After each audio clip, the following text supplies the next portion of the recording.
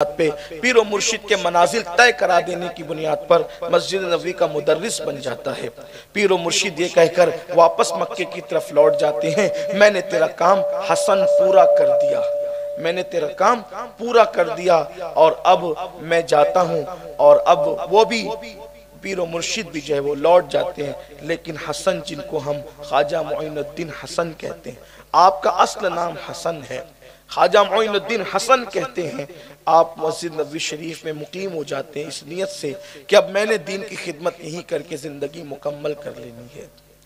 अचानक कब्रे रसूल का एक मुजाविर आकर बाहर आवाज लगाता है, ऐ लोगो तुम में मोइनुद्दीन कौन है?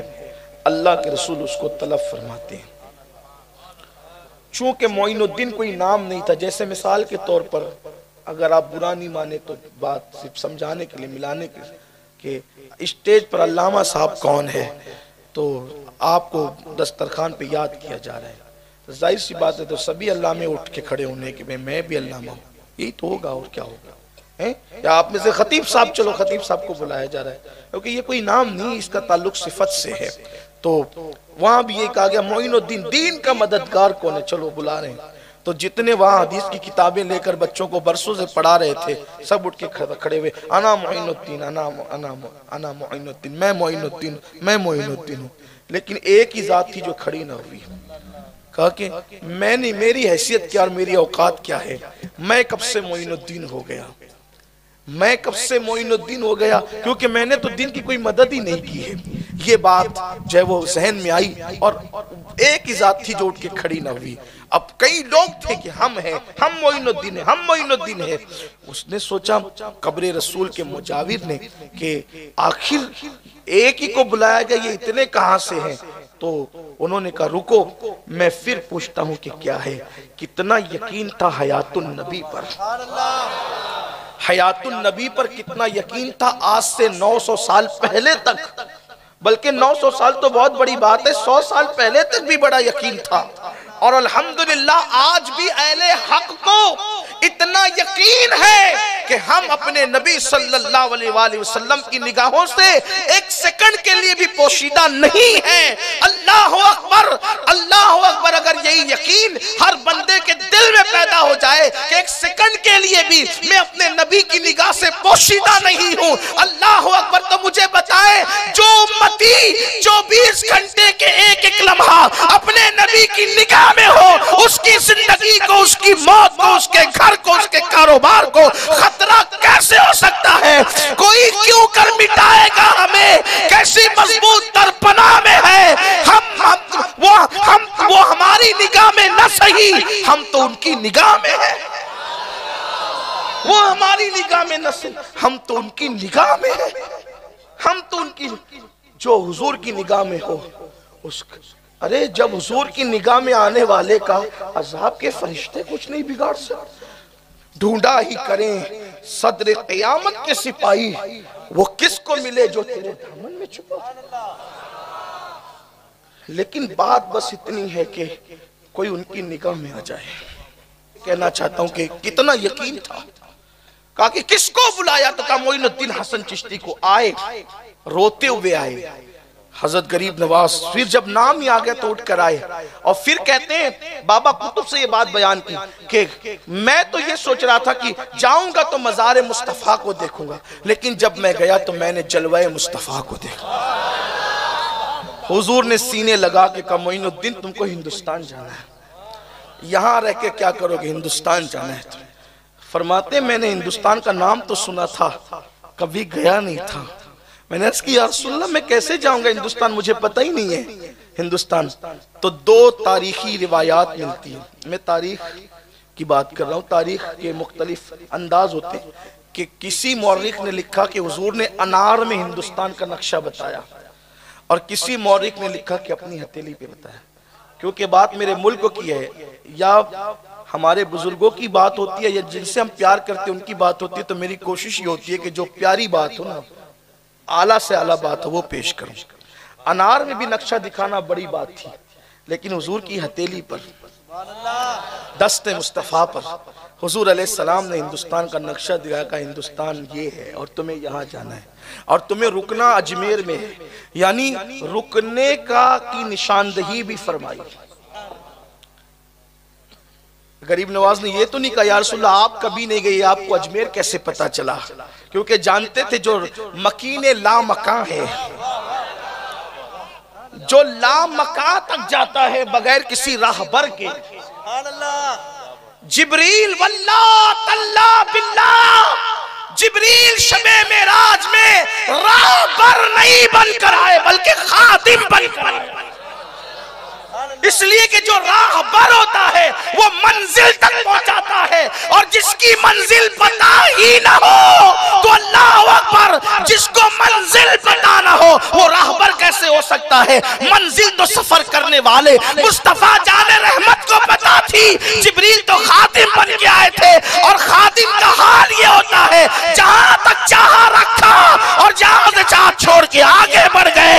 अगर मुंबई से कोई पीर साहब चले अहमदाबाद के लिए तो कहा कि चलो फला मुरीद को अपने करम से मुंबई से सूरत तक बिठा लिया, फिर सूरत से किसी को उठाकर भरूच तक बिठा लिया, और फिर भरूच से किसी को उठाकर चाहे वो अहमदाबाद तक, या फिर कहा कि नहीं यार छोड़ो अब हम अपने घर खुद जाएंगे।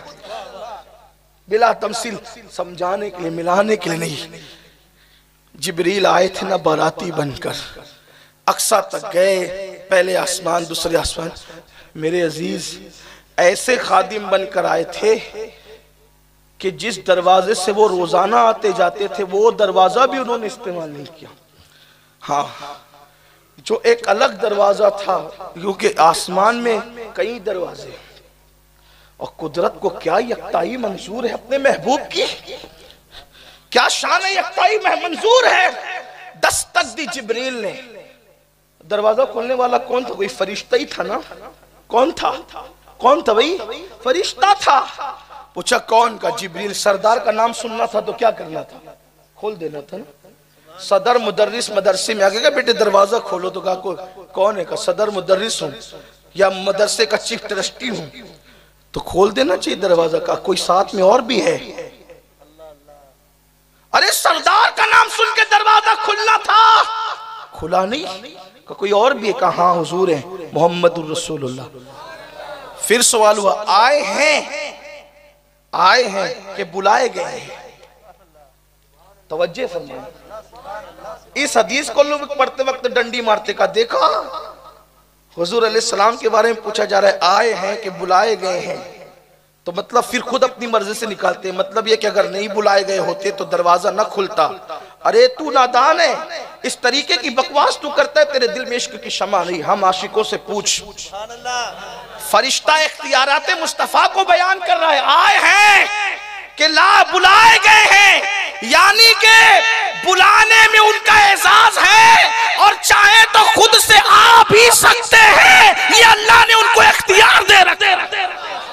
आए हैं कि बुलाए गए हैं, बुलाने में एजाज है और खुद से आने में इख्तियार है। दोनों तरफ मेरे नबी की शान है। आए हैं कि बुलाए गए। फरिश्ता कोई मुहाल बात तो नहीं करेगा ना। आए हैं कि, तो जिब्रील ने कहा आज बुलाए गए। बुलाए तो दरवाजा खोल दिया गया। क्यों? जिब्रील से इतना पूछने के बाद क्यों? इसलिए कि जिब्रील के लिए दरवाजे अलग थे और हुजूर के लिए अलग। वो दरवाजा उसी वक्त खुला जब महबूब गए। महबूब के सिवा फिर किसी के लिए नहीं खुला।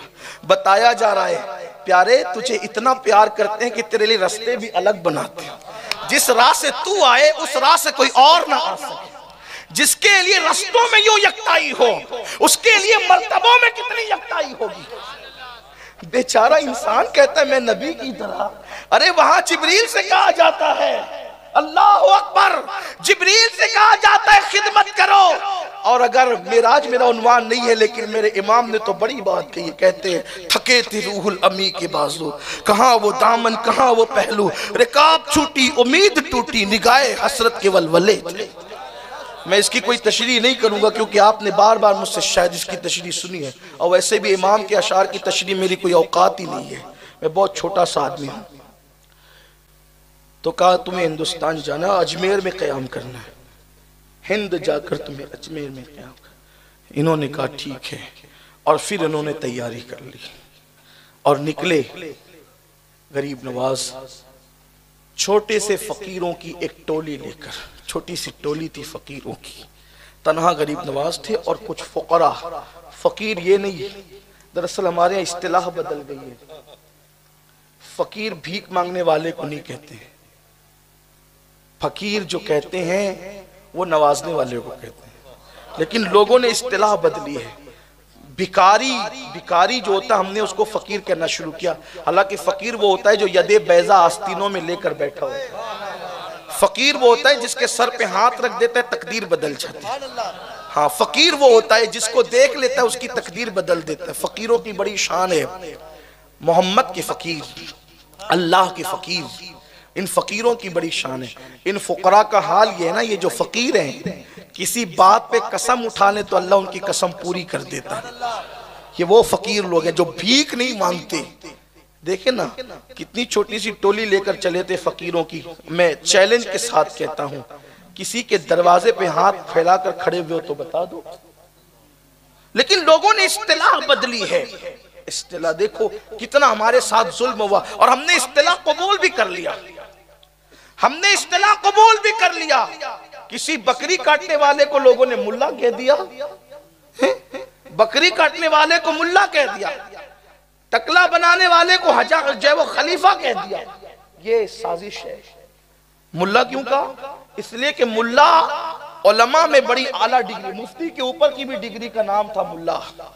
ये मुल्ला अली कारी, मुल्ला जीवन, ये मुल्ला। लेकिन जब वो जलील करने के लिए हमारे बुजुर्गों को बकरी काटने वाले को मुल्ला कह दिया, ये जुल्म किया। फिर बाज बदबख्तों ने खुलफा की तौहीन करने की बुनियाद पे हजामों को खलीफा कहा ताकि खुलफा की बेअदबी हो।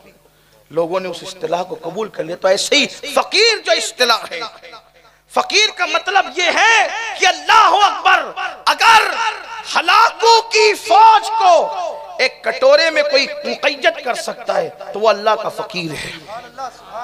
ये फकीरों की शान है। तो फकीरों की छोटी सी टोली लेकर के चले, इधर चले उधर हिंदुस्तान के अंदर जो है ये गलगला हो गया जादू के जरिए से, इल्म नजूम के जरिए से, अला फला जो भी उन्होंने करना था कि एक फकीर आ रहा है, एक फकीर आ रहा है। अच्छा वो भी ये कहते थे एक फकीर आ रहा है, एक फकीर आ रहा है। बोलो फकीरों से इतने डरने की जरूरत क्या थी? एक फकीर आ रहा है, फकीर से डरने की जरूरत क्या थी? पता था फकीर भीख नहीं मांगता, फकीर इतना देता है कि काफिरों को मोमिन बना देता है, जयपाल जोगी को अब्दुल्ला बियाबानी बना देता है। तो फकीर आ रहा है, अल्लाह का फकीर आ रहा है, और वो आएगा तो हुकूमत का तख्ता पलट देगा। वो आएगा तो जब फकीर आएगा हुकूमत का तख्ता पलट, फकीर आएगा तो पृथ्वी राज की हुकूमत खत्म हो जाएगी। ये बात कही थी, और ये बात मौरखीन ने जो लिखी है कि सबसे ज्यादा कहने वाली जो जात थी वो पृथ्वी राज की अम्मी थी, उसकी माँ थी। उसने इतना इल्म और इतना ज्ञान हासिल किया था पृथ्वी राज की माँ ने। मौरखीन ने लिखा है, ये कोई मेरा अकीदा नहीं है, मैं नकल कर रहा हूं सिर्फ, कि वो मुर्ग की बोलियां भी समझती, परिंदों की बोलियां उसने सीख रखी थी। खुदा खुदा जाने कैसे मौरखीन ने, बाज मौरखीन ने लिखा, हिंदुस्तान की तारीख है। तो वो कहती थी कि ये जो मुर्ग बोलते हैं ना, मुर्ग जो बोलते हैं, तो ये मुर्ग कहते हैं कि वो फकीर आएगा तो तेरी हुकूमत खत्म हो जाएगी। तो वो अपने बेटे को कहती थी, बेटे को, पृथ्वी राज को, बेटा उस मोहम्मद के फकीर से मत लड़ना, उस मोहम्मद के फकीर से मत लड़ना, वरना तेरा निशान मिट जाएगा। काश कि कोई माँ आज भी ऐसी होती जो कहती कि मोहम्मद के फकीर से मत लड़ना वरना तुम्हारा निशान मिट जाएगा। नारे तकबीर, नारे तकबीर, नारे रिसालत, नारे रिसालत, जश्न गरीब नवाज, सुन्नी दावत इस्लामी, सैयद अमीनुल कादरी साहब, नारे तकबीर। सुभान अल्लाह, सुभान अल्लाह। के फकीर से मत लड़ना वरना पृथ्वी राज, तेरा तख्त ताज, तेरा पूरा राज मिट जाएगा। पृथ्वी राज का हाल यह था, वो अखंड भारत का सम्राट था, अखंड भारत का सम्राट था पृथ्वीराज। और फिर उसने मां के कहने पर उसकी मां ने और जादूगरों ने होलिया भी बयान किया, होलिये से तस्वीरें बनाई, कहा ये मुसलमान कहीं भी आए ना इसको कत्ल कर देना, इसको मार डालना। सरकार गरीब नवाज उधर निकले और इधर चर्चे हो गए कि उस फकीर को मत आने दो, मोहम्मद के फकीर को, उसको या तो जिंदा गिरफ्तार कर डालो या उसको मार डालो। लेकिन गरीब नवाज निकले, तस्वीरें बढ़ चुकी थी। आप सफर करते करते समाना की सरजमीन पर आए, उसको समाना भी लिखा गया है। वहां पर पृथ्वीराज का दामाद था, उसको पता चला ये मोहम्मद का फकीर सल्लल्लाहु अलैहि वसल्लम। मुझे बहुत लुत्फ आता है ये जुमला कहने में, मोहम्मद का फकीर सल्लल्लाहु अलैहि वसल्लम शहजादा रसूल है ना। और मैं फकीर की इस्तिलाह पहले बयान कर चुका, इसलिए अब दिक्कत नहीं है कुछ कहने में। मोहम्मद का फकीर, हम तो जब कहते ये कहते यार रसूल हम भी आपके फकीरों के फकीर हैं, हम भी आपके फकीरों के फकीर हैं, जो आपके फकीर हैं हम उनके फकीर हैं। हाय हाय। तो उसको पता चला कि वो फकीर आया है। उसने कहा यार जाओ देखो पहले वो कैसा है। जब उसके जासूस गरीब नवाज को देखने के लिए गए ना, पेशानी पर वो नूर, आंखों में वो चमक, वजूद पर वो रोब। याद रखना अल्लाह ने हुजूर को ये खुसूसियत दी है अंबिया में कि 1 महीने की मुसाफत तक काफिरों के दिल पे अल्लाह ने हुजूर का रोब डाल रखा है। और हुजूर के सदके में हुजूर की उम्मत का भी ये रोब है। ये बात ख्याल रखना। देखिए जब आपकी मुलाकात किसी जंगल में सांप से होती है, नाक से, तो हम और आप उससे डरते हैं। लेकिन आपने कभी गौर किया या नहीं किया, लेकिन अब गौर करना, वो ऐसे ऐसे करता है, ऐसे वो ऐसे क्यों करता है पता है? आप उससे डर रहे होते हैं, वो आपसे डर रहा होता है। ये बात है। सांप भी आपसे डरता है, सांप आपसे डरता है और आप उससे डरते हैं। लेकिन सांप आप ही से डर सकता है, एक शर्त है, आप ना डरें। आप अल्लाह का डर दिल में बसा लें, फिर आप नहीं डरेंगे, सांप ही आपसे डरेगा। हाँ, इसलिए सांपों से मत डरिए, क्योंकि सांप आपसे डरता है, वो इसीलिए ऐसे ऐसे करता है।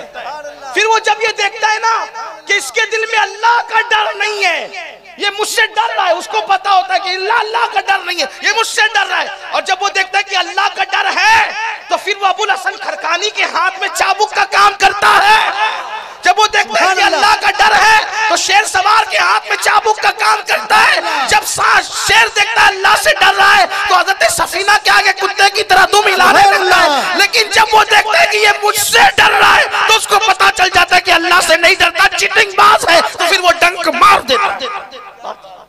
सांप से मत डरिए, अल्लाह से डरिए। अल्लाह, क्योंकि सांप आपसे डर रहा है और सांप आपसे डरता है। सांप को डरा के रखिए ताकि वो आपको डंक न मारे। लेकिन ये कब होगा? जब नरम गद्दों पर लेटकर जिना के मनाजिर नहीं देखोगे, मुसल्ले पे बैठकर हुजूर के इश्क में रोगे, तब आंखों में वो चमक पैदा होगी कि कोई आंख मिला ना सके। उनके कूचे में रहो नक्शे कफे पा बनकर, कोई मिटा तो सके पर कोई उठा ना सके। हुजूर से निस्बतें इतनी मजबूत कर लो। तो चेहरा देखा गरीब नवाज का चेहरा, तेरी नस्ल पाक में है बच्चा बच्चा नूर का, तू है आईने नूर, तेरा सब घराना नूर का। आगे का वो फकीर बड़ा बारोब है, मुसलमानों का, मोमिनों का, अहले ईमान का रोब मुनकरीन पर अब भी है। लेकिन कोई मोमिन हो, बेशुमार वाकयात अब जहन में आते हैं पेश करने के लिए, जहां कुफ्र ने हमेशा घुटने टेके, लेकिन कोई मोमिनाना शान से बात करे। मोमिना, जो कौम बेचारी नमाज के लिए वक्त न निकाल सके, उसे मोमिनाना शान क्या नसीब होगी। जो 1 रुपये के बदले में झूठ बोले और ईमान का सौदा करने के लिए तैयार हो जाए, उस कौम को मोमिनाना शान कब नसीब होगी। मोमिनों की शान तो यह है कि बेटे की गर्दन पे छुरी रखते हैं यार के लिए, या तो माल इतना प्यारा हो गया, इतना प्यारा हो गया, इतना प्यारा हो गया कि माल के लिए सब भूल जाएं, अल्लाह की झूठी कसम भी खा ले। ये हाल है कौम का। अल्लाह की कसम मेरी खरीदी इतनी महंगी, तुझे मजबूर किसने किया था कि तू अल्लाह की कसम खाता है? अल्लाह की कसम के बदले झूठ बोल के सौदा बेच रहे हो। यही होगा जो दुनिया भर में हो रहा है, बल्कि अगर सुधरोगे नहीं ना, इससे ज्यादा होगा। ये तो छोटी मोटी बातें हैं। अगर नहीं सुधरोगे, न सुधरोगे, मैं थोड़ी तरमीम करता हूँ अपने ज़ौक़ के मुताबिक इकबाल के शेर में, न सुधरोगे तो मिट जाओगे ऐ हिंदी मुसलमानों, तुम्हारी दास्तां तक भी न होगी दास्तानों में। तौबा करो, पलटो। चेहरा देखा तो रोब तारी हो गया का इस फकीर को ऐसे कत्ल करना आसान नहीं है, इसकी दावत करो, दावत करो इसकी, और इसको जहर खिलाओ। चमचों ने कहा था कि जहर खिलाओ। अच्छा ठीक है, इंशाल्लाह मैं गुजरात फिर आऊंगा, आता जाता रहता हूँ, आगे की गुफ्तगू इंशाल्लाह इसके बाद करूंगा, बात इस पे मुकम्मल करता हूँ। वक्त हो गया है, कल भी इंशाल्लाह प्रोग्राम में जाना है, काफी टाइम हो गया है। तो दावत करो। पृथ्वीराज के दामाद ने, जो समाना का बादशाह था, गरीब नवाज की दावत की।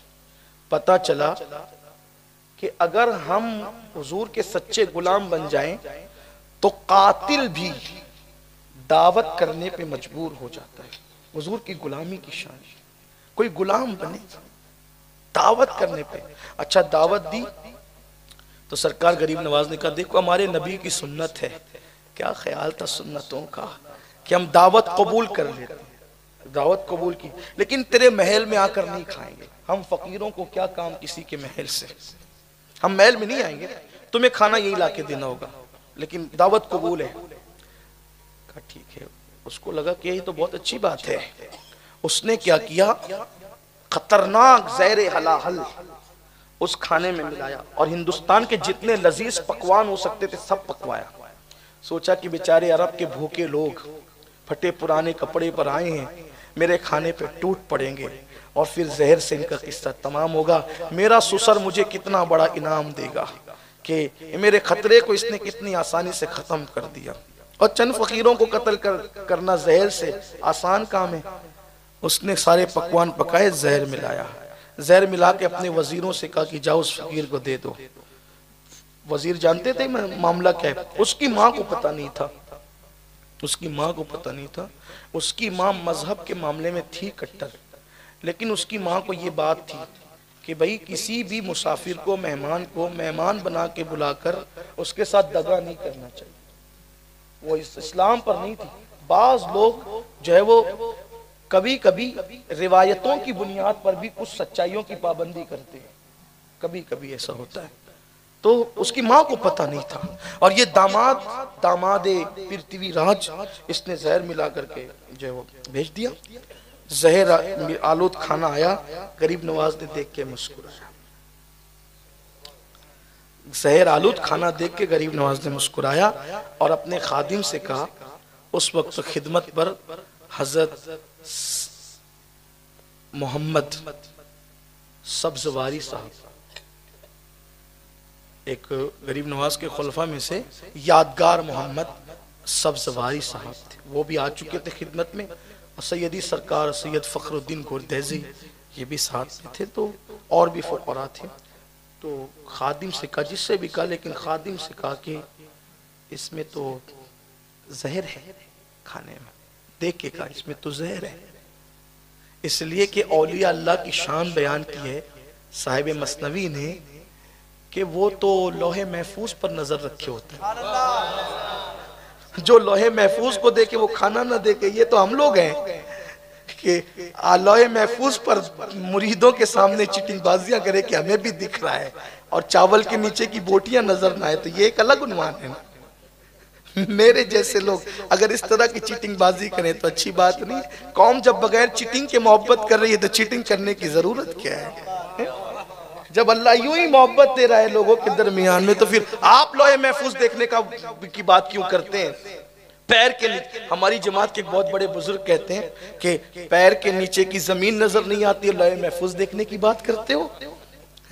तो हमें जो नजर देखो, अल्लाह ने जितने मुकद्दर में जो लिखा है वही होगा। ज्यादा उड़ने की बात ना करें आप।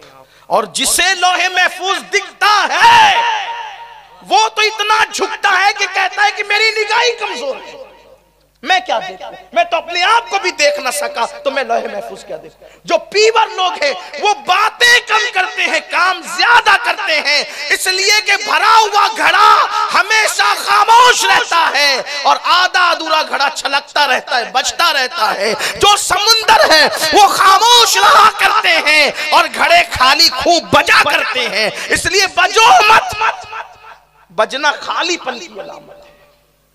तो कहा कि इसमें तो बिछाओ चादर, और चादर बिछाने के बाद क्या जबान थी उनकी, जिसने कभी न गाली गिद्दी थी, न कभी गीबत की थी, न कभी चुगली की थी। जबान क्या पाकीज़ा थी। कहा उन वजीरों से जो आए थे खाना लेकर कि भाई हमने तो खाने की दावत कबूल की, खाना खाने की, जहर खाने की दावत हमने कबूल नहीं की। हमने खाना खाने की दावत कबूल की, जहर खाने की दावत कबूल नहीं की। और फिर कहा उन्हीं लोगों के सामने कि खाना हम कबूल करते हैं, जहर बाहर निकल जा। तो लोगों ने अपनी आंखों से देखा कि जहर निकल कर चादर पे गिरता था, जहर निकल के चादर। ये शान है मुस्तफा जान रहमत के गुलामों की, ये शान है आका। कोई उनकी गुलामी करके देखे फिर खुदा उसको कितना नवाजता है, कितना अता करता है। मेरे आका सल्लल्लाहु अलैहि वसल्लम के दीवानों, अपना सबसे बड़ा कसूर ये है हम सब के बने उसके नहीं बने जिसका बनने का हुक्म अल्लाह ने दिया है, जिसका बनने का हुक्म अल्लाह ने फरमाया है। आओ उनके सच्चे गुलाम बन जाए। हम तबीयत के गुलाम बने, मुस्तफा जान रहमत के गुलाम न बने। अगर हम उनके सच्चे गुलाम बनते तो कुदरत हमें भी नवाजते। हम तो माइल बकरम है, कोई साइल ही नहीं, राह दिखलाए किसे, राह रवे मंजिल ही नहीं। का जहर निकलता चला गया, चादर उठाई, गठरी बांधी, कहा हम तो वादे के पक्के लोग हैं, मैंने खाना कबूल किया, जहर बादशाह को खिला दो ले जाकर। हमने तो खाने की दावत कबूल की, खाना कबूल कर लिया। उन्होंने जहर निकलता हुआ देखा अपनी आंख से। भाई आदमी सुनकर इनकार कर सकता है, गरीब नवाज ने दिखाया था, गरीब नवाज दिखाने आए थे। इसीलिए हमारे जमात के एक बहुत बड़े मुफक्किर ने कहा कि उलमा की टीम इसलिए होती है कि वो दलील से समझाएं, और औलिया की टीम इसलिए होती है कि वो देखने वालों को दिखाएं।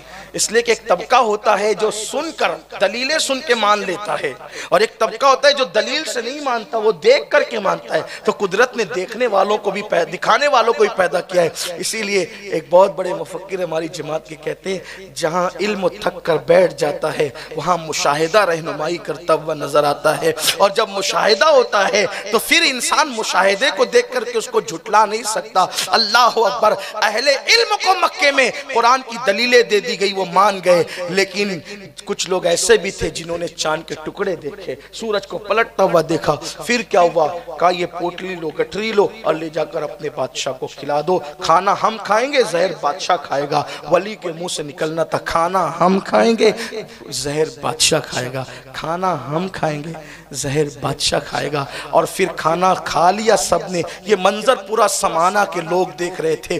जब जहर की गठरी लेकर के वो महल में दाखिल हुए, कहा ये क्या है। राजा की माँ खड़ी हुई थी, कहा तुमने जो जहर मिलाया था ना, उस फकीर ने कहा कि जहर निकल जा, क्योंकि हमने खाना खाने की दावत कबूल की है, जहर खाने की दावत हमने कबूल नहीं की है। उसके कहने पे ये जहर बाहर निकल आया। अब वो हिंदुस्तान की औरत थी, उसकी अम्मी।